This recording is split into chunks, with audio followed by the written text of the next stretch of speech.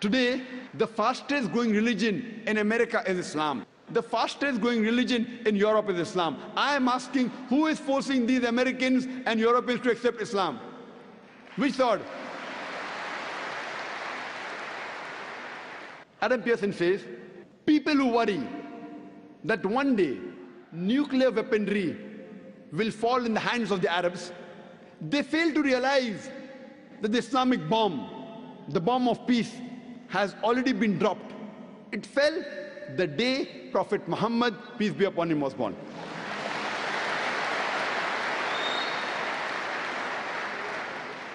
Quran is the only religious book on the face of the earth which says marry only one.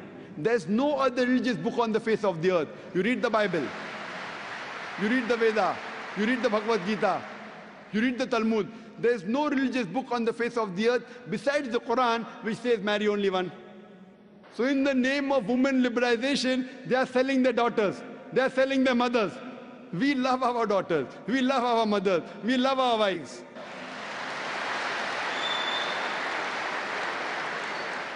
If the hijab subjugates the woman and protects her, we love this subjugation and we love this protection. Now we move on to a very interesting part of this program, the open question and answer session. To analyze the topic, misconceptions about Islam, adequately for all present here today in the limited time available, we would like the following guidelines to be followed during the question and answer session. Questions asked should be on the topic. Questions not relevant to the topic, including any general question on religion, will not be allowed. Kindly state your question briefly and to the point. Only one question at a time may be asked. For your second question, you will have to go back off the row again and await your second chance to ask your question. Non-Muslim brothers and sisters will be given first preference to ask the question. 3 mics have been provided for the questions from the audience in the auditorium. The first mic on my left, the second in the middle aisle for the gents, the third mic in the ladies section. Please stand in a queue at one of the mics if you wish to put a question to the speaker, and speak into the mic only when the mic handling assistants hand over the mic to you. We will allow one question at each of the mics in clockwise rotation. Kindly state your name and profession before putting forth your question. May we begin the first question. Brother, please state your name and profession before you pose your question. Yeah, I'm Dr. Chabra. I'm an eye specialist. I'm in Dubai since 1984. I had a chance to listen to Dr. Zakir a few times, and it's always fun to listen to him every time. It's so informative, so educative, so eye-opener, and I always enjoy asking him some questions. So I'm lucky to be the first to ask him the question. My first question is, you said the holy place is in the center so that it is equal from everywhere. But to my mind, I may be wrong or right, the God is all-prevailing, omnipotent, omnipresent, omnivorous. Then he need not to be present in one place. He is everywhere. A non-Muslim brother asked a good question, and he enjoys hearing my talk, he enjoys asking questions. And I enjoy answering your question, brother. He asked the question that God is omnipotent, omnipresent, so why should he be in the center? Brother, when you heard my answer, I think you misunderstood. I never said God is present in the center. I didn't say that. I said the Kaaba is in the center, not God. Kaaba is the Qibla, the direction. And the Kaaba is only direction for unity. When we worship Almighty God, we face in one direction for unity. Not that God is only there. Quran clearly says in Surah Baqarah chapter 2 verse 177, it is not righteousness that you turn your face to the east and west. It is righteousness that you believe in Allah. So you misunderstood. Kaaba is the Qibla, a direction. So for unity, they have kept the direction in the center. God is not in the center.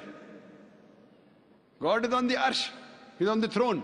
What we realize that for unity, we have to face in one direction. So the Kaaba for unity has been kept in the center. So all the different people, different human beings from different parts of the world can face for unity in one direction, because we believe when we offer prayers in Salah, we believe in congregation, believe in unity. Hope that answers the question, brother. Thank you very much. Can we have the next question from the ladies' side? I'd request that if there are any non-Muslim, they're most welcome to come on the microphone. This is your opportunity. You can ask any questions on Islam, on comparative religion, even if it's criticism, even if it's attacking Islam, attacking Quran, I can take it, I'm young. No problem. So any non-Muslims have any questions, any clarification, not that you have to agree with everything what I say. If you think I've said something wrong, you're most welcome to correct me. If I'm wrong, I'll correct myself, or I will clarify a misconception. This is the opportunity. It's not common that you have open question and answer session after religious talk. Very few times you have. This is the opportunity. We give more time for question and answer session. You can clarify a misconception. What you agree, no problem. What you disagree, you can clarify. This is the opportunity. The non-Muslim would be given the first preference. So I request all the non-Muslims to come on the microphone, the 3 microphones for the gents on the right, on the left, also for the gents, and one behind for the ladies there. Please come on the microphone. You can break the queue and come in the front. Yes, sister, most welcome. Good evening, everybody. My name is Amuta. I'm working in Indian Embassy. So I have a lot of questions, but for time being, I'm saying little bit questions. So in Islam, why there is no caste system? Yes, sister. Okay, my second question Sister, ask the first question. After I reply, then you can ask the second question. Okay, fine. Give me the answer. Sister asked the question, why in Islam there's no caste system? Because in Islam we believe that all the human beings are equal, unlike in Hinduism. Okay. Quran says in Surah Hujurat, chapter 49, verse number 13, Ya ayyuhan nasu inna khalaqnakum min zakarin wa unsa wa ja'alnakum shu'uban wa qaba'ila lita'arafu inna akramakum indallahi atqakum inna Allaha alimun khabir. O humankind, we have created you from a single pair of male and female and have divided you into nations and tribes, so that you shall recognize each other, not you shall despise each other. And the most honored in the sight of Allah subhanahu wa ta'ala is the person who has taqwa. The criteria for judgment in the sight of Almighty God, for a human being to be superior to the other human being, it's not sex, it's not caste, it's not color, it's not wealth, it's not age, but it is taqwa, it is God consciousness, it is piety, it is righteousness. The only way one human being can be superior to the other human being, it's not by wealth, it's not by age, it's not by sex, but it is by piety, it is by God consciousness, it's by righteousness. Unlike Hinduism, when we read the Vedas, it's mentioned that Almighty God, He created the Brahmin class, the learned class from the head. That's the first caste. Then He created the warrior class, the Kshatriyas, from the chest. Then from his stomach and thighs, He created the business community, the Vaishyas. And from the feet, He created the Shudras, that's the untouchables, that's the lower caste. So this is what is mentioned in the Vedas. In Islam, we believe that all the human beings are equal.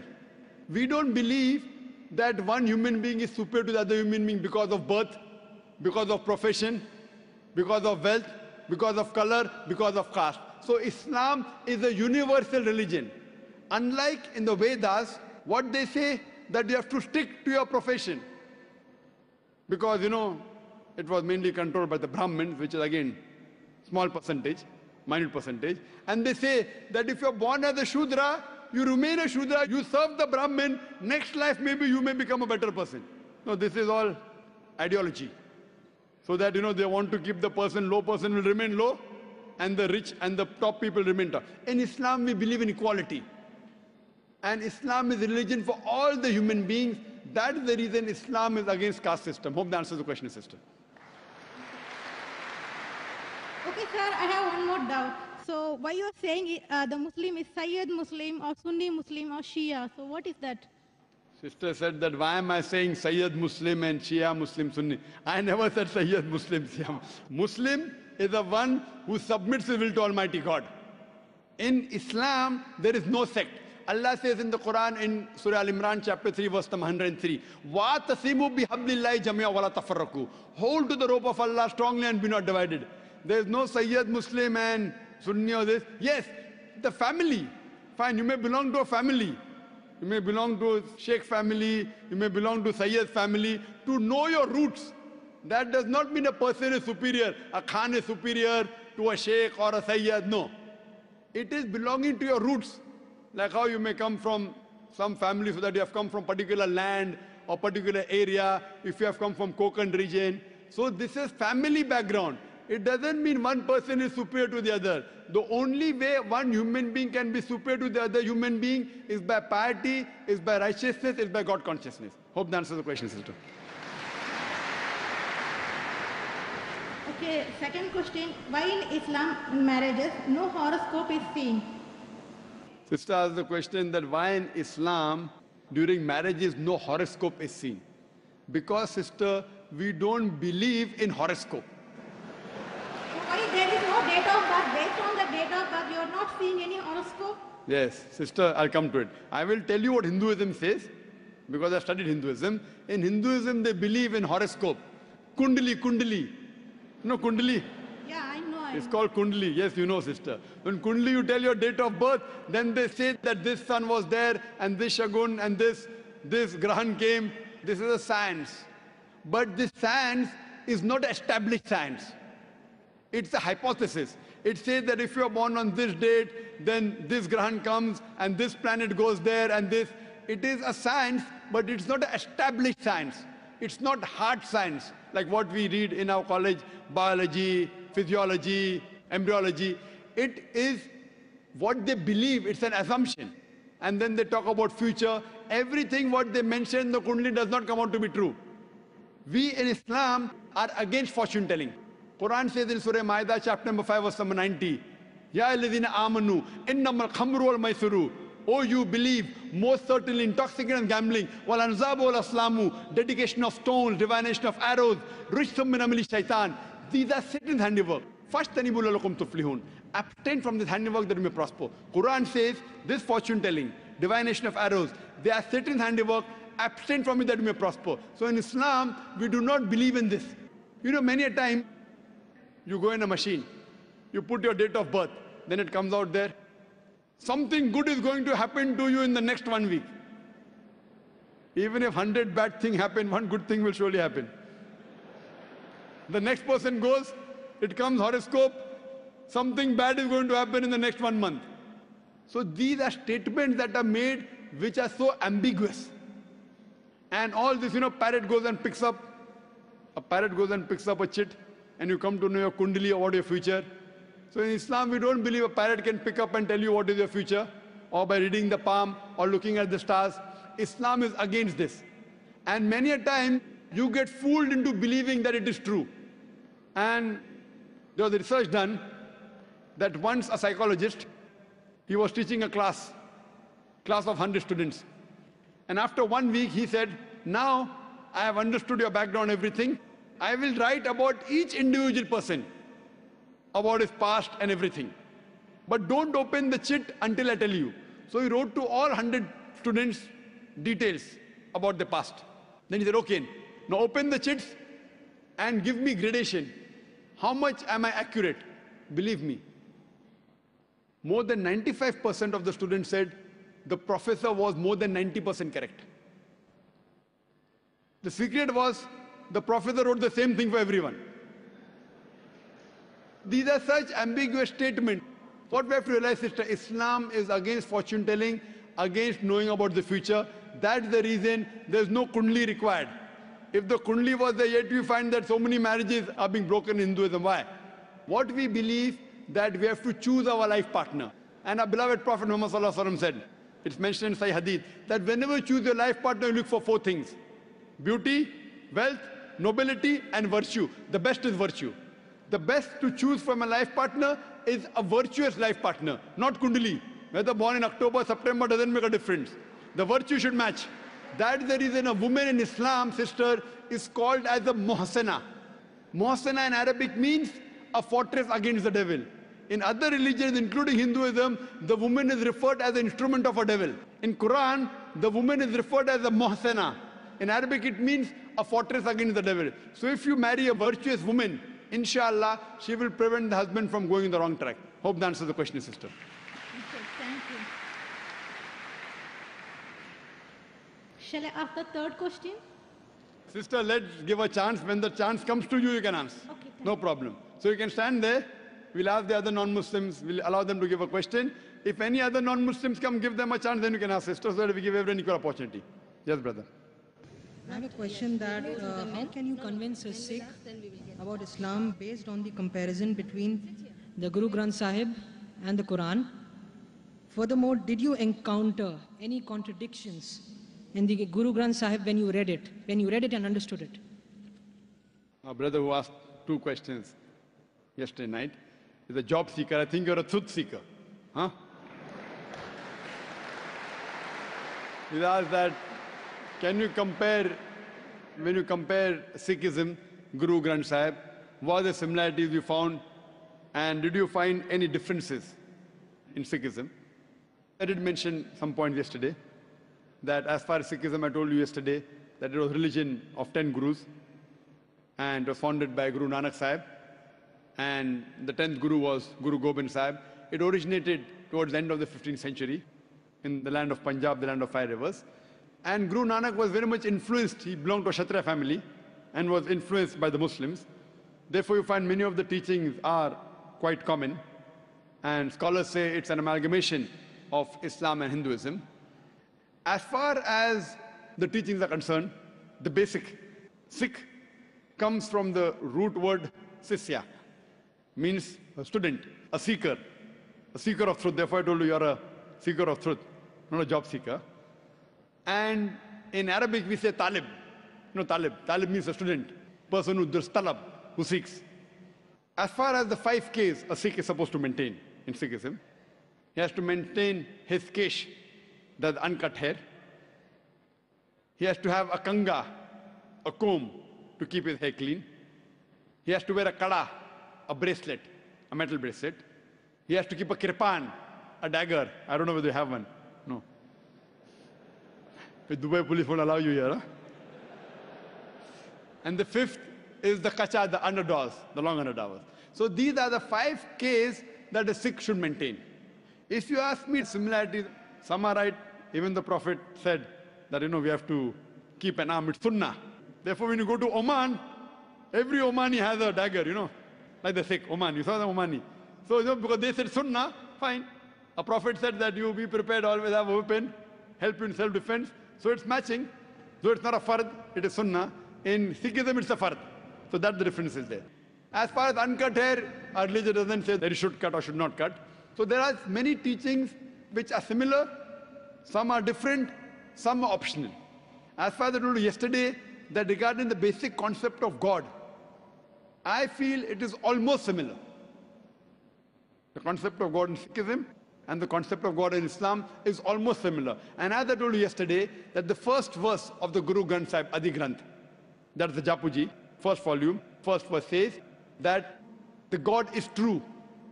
He is the creator, the unbegotten, free from fear and want, great, compassionate.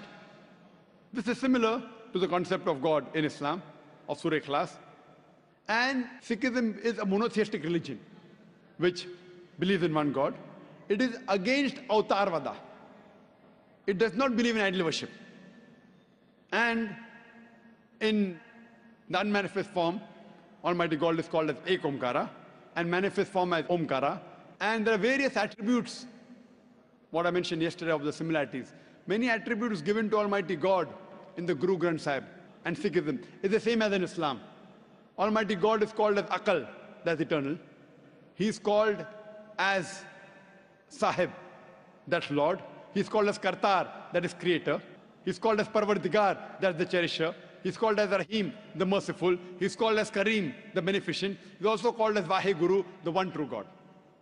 Now what we realize as far as Sikhism is concerned, as I mentioned, it's an amalgamation, as the scholars say, of Hinduism and Islam. There are many points which are similar. What is not there? Because it's a religion that came after Prophet Muhammad, peace be upon him. It's one of the new religions. There are very few religions that came after it. Prophet Muhammad, peace be upon him. So therefore, it does not mention about the prophecy of Prophet Muhammad, peace be upon him. All the other religious scriptures that you find, Judaism, Christianity, Hinduism, Buddhism, they mention about the coming of the last and final messenger, Prophet Muhammad, peace be upon him. Now Sikhism, because it's a new religion, it came after the demise of Prophet Muhammad sallallahu alaihi wasallam. There's no mention that I came across about Prophet Muhammad sallallahu alaihi wasallam. As far as Islam is concerned, the basic 2 points to be noted. After believing that there's only one God who deserves worship and obedience, besides that, we also have to believe in the last and final messenger, Prophet Muhammad, peace be upon him. Though Guru Nanak did respect Muhammad sallallahu alaihi wasallam, he did praise him, but I don't know of any scripture where he mentioned him as the messenger. So this is one point which I feel which is then the other scriptures of the other religions, where it's clearly mentioned, besides believing in one God, besides believing Tawheed, about the coming of the last and final messenger, Prophet Muhammad, peace be upon him, which is not mentioned in the Sikh scriptures. And the practice of Sikhism has deviated and have gone on the wrong track, as I said, that they worship the Guru Granth Sahib, the Adi Granth, which was not told by Guru Nanak. Neither worshipping the fire has been told.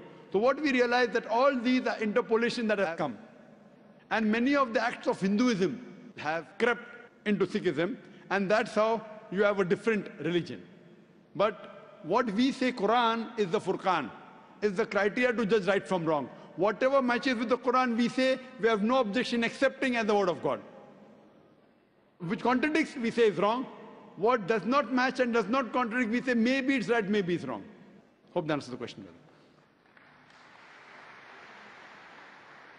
Shall we have the next question from the brother side in the middle of the aisle? Yeah. Good evening, Dr. Zakir Naik, and to one and all. My name is Srinil Patne, and we have a family restaurant business. Well, my question is, as we all know, God is the Almighty, the one and all. If he's, he or she, I wouldn't genderize him.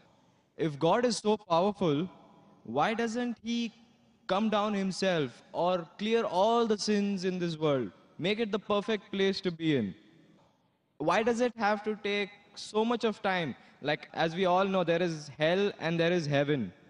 The people who do good deeds go to heaven, and the people who do bad deeds go to hell. He's testing us. Why does it take God 6,000 years to test us? Brother, that's a very good question. That why isn't God so powerful that he can come down and clear all the misconceptions? Why is it taking 6,000 years or more to test us? It's a very good question. And Quran says that if Almighty God wanted, he could have made everyone as Muslims. Quran says in many places. That means he could have made everyone believe in Almighty God. But the Quran says in Surah Mulk, chapter number 67, verse number 2, Alladhi khalaqal mawta wal hayata. It's Almighty God has created death and life to test which of you is good in deeds. It's like you telling me that, we have gone to school.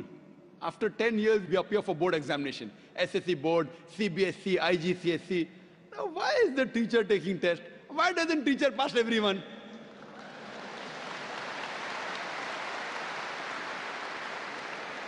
If teacher passes everyone, everyone will get admission into medical college. And everyone will become doctors, and they start killing people rather than curing.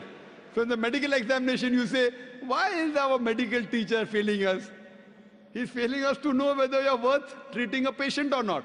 So similarly, Almighty God has created the human beings and have given the human beings a free will. All the other creations of Almighty God don't have free will, except the human beings and jinn have free will. The angels have no free will. Whatever God says, they follow 100%. But the human being is a superior creation than the angels. After Almighty God has given us a free will, then if we obey the commandment of God, we are superior than the angels. If we don't obey His commandments, we are inferior to the angels. So now, Almighty God has given us a free will. And before we came in this world, Almighty God asked us, who would like to become a human being? If you don't become a human being, you have just passed. You may either become mountain, they are Muslim, tree, they are Muslim, animals, they are Muslims, angels, they are Muslim. Muslim means submitting the will to God. All the animals are Muslims. All the stars are Muslims. All the plants are Muslims. All the angels are Muslims. Now, human being is a unique creation. It is the best creation of Almighty God. So God asked, who would like to become a human being? The Quran says, we human beings were fools who said we want to become human beings. That means just pass, or if you become a human being, you may get distinction. All of us thought we'll get distinction. How many get will come to know afterwards? So we have been given the free will. And now we are undergoing the test. So if Almighty God passes everyone, then I will say Almighty God is unjust. If Almighty God puts everyone in heaven, then I was such a good man, I did not rob, I was honest. That man, robber, rapist, even he's with me in heaven. I will object to Almighty God. Why did you put this person in heaven? So Almighty God, the Quran says in Surah Nisa chapter 4 verse number 40, He is never unjust in the least degree. So therefore Almighty God is merciful. He gives us a chance. He forgives us. But finally is also just. So based on this, we are undergoing this test. This life is a test for the hereafter. So we are a unique creation of Almighty God. And the purpose of this creation, as the Quran says in Surah Dariyat chapter 51 verse 56, وَمَا خَلَقْتُ الْجِنَّ وَالْإِنسَ إِلَّا لِيَعْبُدُونَ, that Almighty God has created the jinn and the human beings not but to worship Him. By worshipping Him, that means obeying His commandments. If we obey His commandment, we pass in this test. Otherwise, the Quran says, if He wanted, He could have made all the human beings Muslims, very easy for Him. But we are a better creation, a unique creation. If we obey Him, after free will is given, we are superior. Hope that answers the question, brother. Thank you. Shall we ask the next question from the sister's side? Good evening, Dr. Zakir. My name is Jal and I work here for Emirates Bank International. My question to you is, which other religion says that they are awaiting the coming of Prophet Muhammad, peace be upon him, other than Muslim and Christianity? Sisters asked the question that which other religion besides Islam and Christianity says that Prophet Muhammad sallallahu alaihi wasallam will come. Sister, besides the religion of Christianity and Islam, most, if not all, most of the religions that came before Islam prophesied about coming of the last and final messenger Muhammad sallallahu alaihi wasallam. I've given a talk on Muhammad sallallahu alaihi wasallam in the various world religious scriptures. Besides Christianity, you also find in Judaism about Muhammad sallallahu alaihi wasallam. It's mentioned in the book of Deuteronomy, chapter number 18, verse number 18 about the Prophet Muhammad sallallahu alaihi wasallam. It's mentioned in the book of Deuteronomy, chapter number 18, verse number 19. In the book of Isaiah, chapter number 29, verse number 12. In the Song of Solomon, chapter number 5, verse number 16. That's the Old Testament. In the New Testament, Christianity is mentioned in the Gospel of John, chapter number 14, verse number 16. Gospel of John, chapter 15, verse 26. Gospel of John, chapter 16, verse number 7. Gospel of John, chapter number 16, verse number 12 to 14. There are many verses in the Old Testament and the New Testament prophesying about the coming of Muhammad sallallahu alaihi wasallam. Since your name is Jal, and I assume you're a Hindu sister, correct? Yes. I've even given a talk on Muhammad sallallahu alaihi wasallam in Hindu scriptures. I can give a talk for a few hours only on Muhammad sallallahu alaihi wasallam Hindu scriptures. Time will not permit me to go and read. I'll just give the references. If you read the Hindu scriptures are of two types. One is Smriti, the other is Shruti. Shruti means the words of God, in which you have Vedas and the Upanishad. Smriti is the word of human being, in which you have Manusmriti, you have Ramayana, Mahabharata, epics, etc. You also have the Puranas. If you read Bhavishya Purana, it's mentioned Bhavishya Purana, Parva 3, Khanda 3, Adhyay 3, Shlokas 5 to 8, which speaks about Muhammad sallallahu alaihi wasallam. It's mentioned Bhavishya Purana, Parva 3, Khanda 3, Adhyay 3, Shlokas 10 to 27, talking about Muhammad sallallahu alaihi wasallam as the Malacha. He is mentioned in Atharva Ved, book number 20, hymn number 21, verse number 6. Atharva Ved, book number 20, hymn number 21, verse number 7. He is also mentioned in Atharva Ved, book number 20, hymn number 127, verse 1 to 14, which is called as Kuntap Suktas. Kuntap means hidden. It speaks about the coming of Muhammad sallallahu alaihi wasallam, that he will be the praiseworthy, he will have 60,000 enemies, etc. He is also mentioned in Rig Ved, book number 1, chapter number 53, verse number 9. He is mentioned as Ahmad, which means one who praises, in Uttar Chik, mantra number 1500. It's mentioned in Indra, chapter number 2, verse number 152. Yajurved, chapter number 31, verse number 18. He's also mentioned in Atharva Ved, book number 20, hymn number 126, verse number 1 to 14. He is called as Narashansa. Nar means man, person. Shansa means coming from Prashansa, praiseworthy. A man who's praiseworthy. If you translate Narashansa, man who's praiseworthy, into Arabic, it means Muhammad Sallallahu Alaihi Wasallam. He's prophesied as Muhammad Sallallahu Alaihi Wasallam in Rig Ved, book number 1, hymn number 13, verse number 3. In Rig Ved, book number 10, hymn number 64, verse number 3. He's mentioned Rig Ved, book number 2, hymn number 3, verse number 5. Rig Ved, book number 5, hymn number 5, verse number 2. He's also mentioned Yajur Ved, chapter number 20, verse 37. Yajur Ved, chapter number 21, verse number 31. I can go on and on and on, mentioning only the references of Muhammad Sallallahu Alaihi Wasallam mentioned in Hindu scriptures. Due to limitation of time, I will just touch on one prophecy a little bit in more detail. He's been prophesied as the Kalki Avatar. You know, when you read the Kalki Purana, book number 2, verse number 5, 7, 9, 11, 14, he's prophesied as the Kalki Avatar. And it's mentioned there that his father's name will be Vishnu Yas. Vishnu means God, Yas means servant, servant of God. If you translate to Arabic, it's Abdullah. The father of the name of Muhammad Sallallahu Alaihi Wasallam was Abdullah.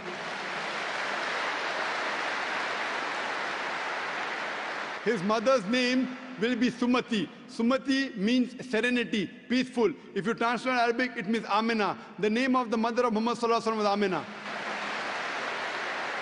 It says he will be born in a city by the name Sambala. Sambala means a place of peace and serenity. That is Makkah. He'll be born in the house of the chief of the village of Sambala. He was born in the house of Quraysh. It says he will be born on the 12th. If you clap at every point, it will go on for hundreds of claps, mashallah. He'll be born on the 12th month of Madhav, that's the 12th Rabi Awwal. It says that he will be a teacher for the whole of humanity, and we know Muhammad Sallallahu Alaihi Wasallam was sent as the mercy for the whole of humanity. It says he'll get the first revelation in a cave known as Gare Hira. It says he will migrate northwards and come back. Muhammad Sallallahu Alaihi Wasallam went from Makkah to Medina northwards and came back. It says that he'll be given 8 supernal qualities. It says that he'll have 4 companions, talking about the first 4 Khulfa Rashidin. It says that he'll be helped with the angels in the battlefield. We know Muhammad Sallallahu Alaihi Wasallam held in the battle of Badr with angels. I can go on and on talking only about the prophecy of Muhammad Sallallahu Alaihi Wasallam. So if you're a Hindu, and if you believe in the Hindu scriptures, you also have to believe the last and final avatar, the last and final messenger in Hinduism is Prophet Muhammad, peace be upon him.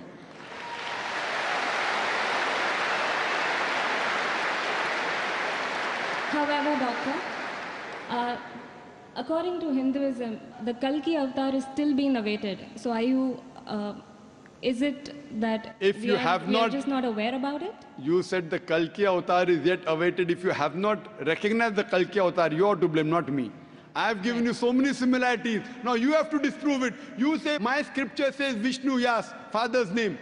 Prophet Muhammad Sallallahu Alaihi Wasallam, father's name was not Vishnu Yas. You have to disprove me. Now this has been done by pundits of Hinduism. Hindu scholars have also written this. Now the Hindu scholars are preventing the truth from you.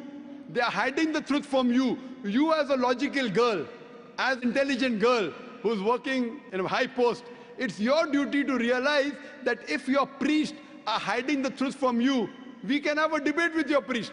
You can call the doctors of divinity. You know, I have had dialogues with Pandits. You know, one of the very famous is Sri Ravi Shankar. He never disagreed. He agreed.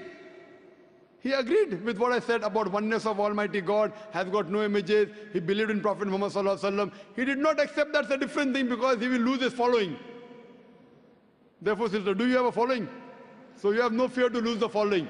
So when I've given you so many references with giving quotations, I'm not pulling a fast one. You can very well go and check and verify. But after you verify, do you accept in the last and final messenger? Do you? Yes. So do you believe in Prophet Muhammad, peace be upon him? MashaAllah.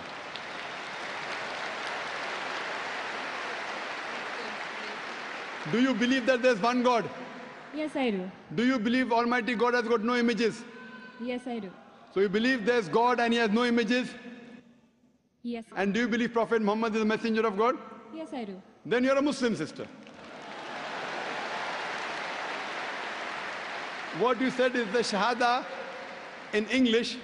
Do you want to repeat in Arabic if you want, sister? What you said is in English, that there's no God but Allah and Prophet Muhammad is the messenger. Would you like to repeat in Arabic, sister? I do. Okay, I'll just repeat it and you have to continue, sister. Ashhadu Ashhadu Allah Allah ilaha ilaha illallah illallah wa ashhadu wa ashhadu anna anna Muhammadan Muhammadan abduhu ablu wa rasuluhu. wa rasuluh. I be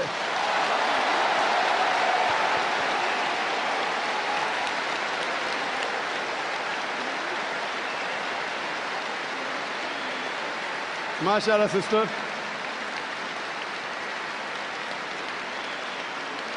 May Allah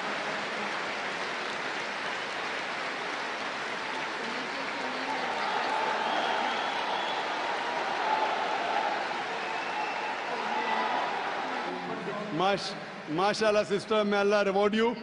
You have joined a family of religion of peace of more than 1.3 to 1.5 billion. May Allah reward you and may Allah grant you Jannah, inshallah. And believe me, sister, it requires guts. I feel that, mashallah, I really admire your guts more than Shri Shri Ravi Shankar, mashallah.